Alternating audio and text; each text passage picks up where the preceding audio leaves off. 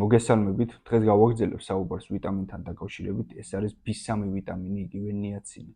ნიაცინის ფუნქციური ჯაჭვი აწყობილია ორ მნიშვნელოვან კოენზიმზე, ეს არის ნიკოტინამიდ ადენინ დინუკლეოტიდი და ნიკოტინამიდ ადენინ დინუკლეოტიდ ფოსფატი.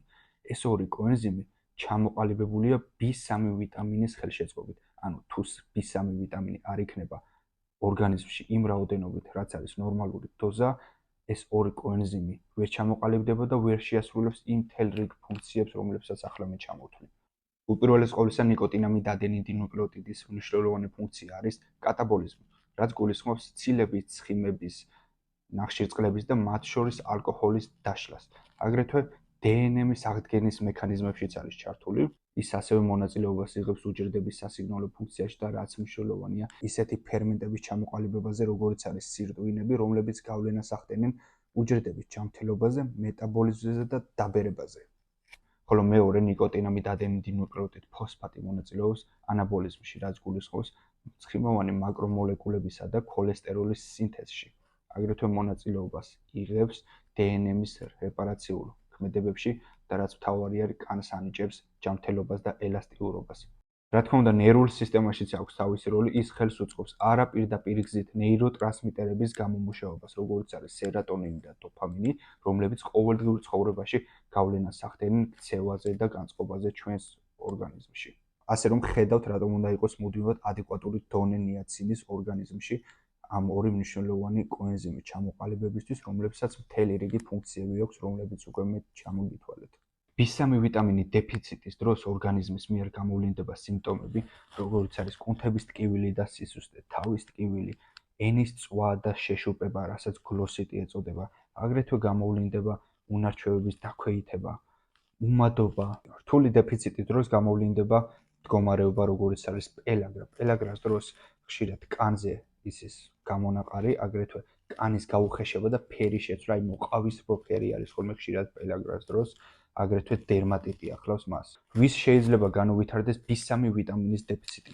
თუ გახსოვთ, მე წინა ვიდეოში ვახსენე B ვიტამინებს ერთმანეთთან ბევრი საერთო და განსხვავებაც აქვთ. საერთო ის არის ამ შემთხვევაში, რომ თუ ადამიანი არ მოიხმარს B2-სა და B6 ვიტამინს, ეს იწვევს კომბინირებულად B3 ვიტამინის დეფიციტს ორგანიზმში. ეს ერთი გარემოება. აგრეთვე ადამიანებს, რომლებსაც აქვს კარცინოიდული დაავადებები, მათშიც ხშირი არის B3 ვიტამინის დეფიციტი, ადამიანებს ასევე, რომლებსაც აქვთ რკინის დეფიციტი და ასევე არასწორი კვების სტილი.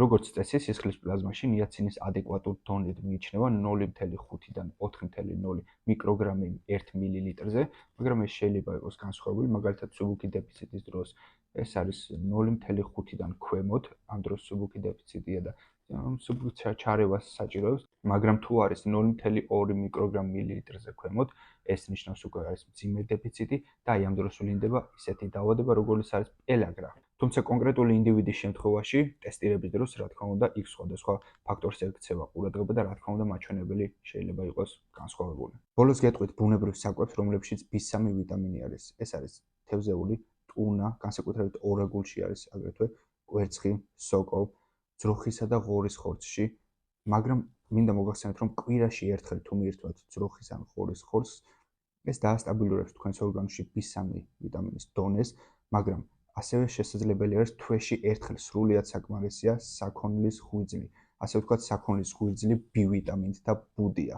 ასე რომ თვეში ერთხელ სრულიად საკმარისია, რომ მიიღოთ ღვიძლი. აქ მე ამოვწურებ B3 ვიტამინთან დაკავშირებით ყველა საკითხი, ასე რომ გადავალ B5 ვიტამინთან დაკავშირებით. B5 ვიტამინი პანტოტენიკის მჟავა.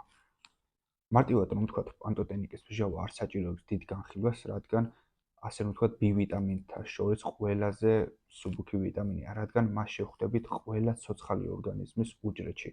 არ აქვს მნიშვნელობა ცხოველურია თუ მცენარეული. შესაბამისად, ადამიანი ნაირმჭამელთა ჯგუფს მიეკუთვნება, აქედან გამომდინარე, მისი დეფიციტი არის ფაქტობრივად შეუძლებელი. მაგრამ რა თქმა უნდა, მის დეფიციტთან დაკავშირებით ფაქტები არსებობს. ამერიკის მოსახლეობის პოპულაციით რომ ვიმსჯელოთ, დაახლოებით 2024-ში იყო გამოვლინება 0,3%.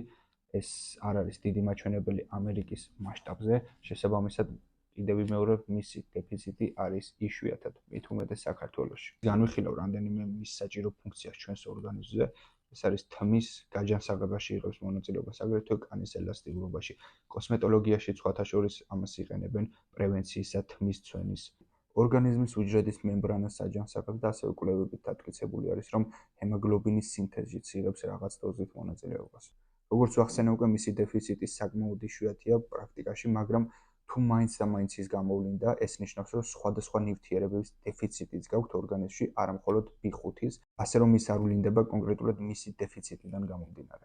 რა თქმა უნდა, მძიმე დეფიციტის შემთხვევაში გამოვლინდება სიმპტომები: 4-ვე კიდურში წვის შეგრძნება, აგრეთვე გამოვლინდება კუჭ-ნაწლავის ტრაქტის მოშლა, არანორმალურად ფუნქციონირება, როგორც არის ძილის დარღვევა, უმატობა და ძალიან მინიმალური სიმპტომები, რომელიც შეიძლება ნებისმიერ რაღაცას დააბრალოს. სისხლის პლაზმაში პანტოტენიკის მჟავის ნორმალური დიაპაზონი არის 1,6-დან 2,7 მიკრომოლილიტრზე, მაგრამ თუ მსუბუქი დეფიციტი არის, მაგალითად 1,6 თუ ჩამოცდება ამ დროს მსუბუქი დეფიციტი არის და ასიმპტომურია აბსოლუტურად, არ ახლავს მას სიმპტომები, ხოლო თუ ჩამოცდება 0,5 მიკრომოლი litrს, უკვე სიმპტომები მას ახლავს. მაგრამ ინდივიდის შემთხვევაში ეს აბსოლუტურად განსხვავებული არის, შეიძლება განსხვავება ამ დროს იყოს ლაბორატორიულ დანადგარებზე ან ტესტირების მეთოდზე. ასე რომ, როგორც მოგახსენეთ, პანტოტენიკის მჟავის, ანუ B5 ვიტამინის დეფიციტი არის ძალიან იშვიათი, შეგიძლიათ ნებისმიერი საკვები მიირთვა და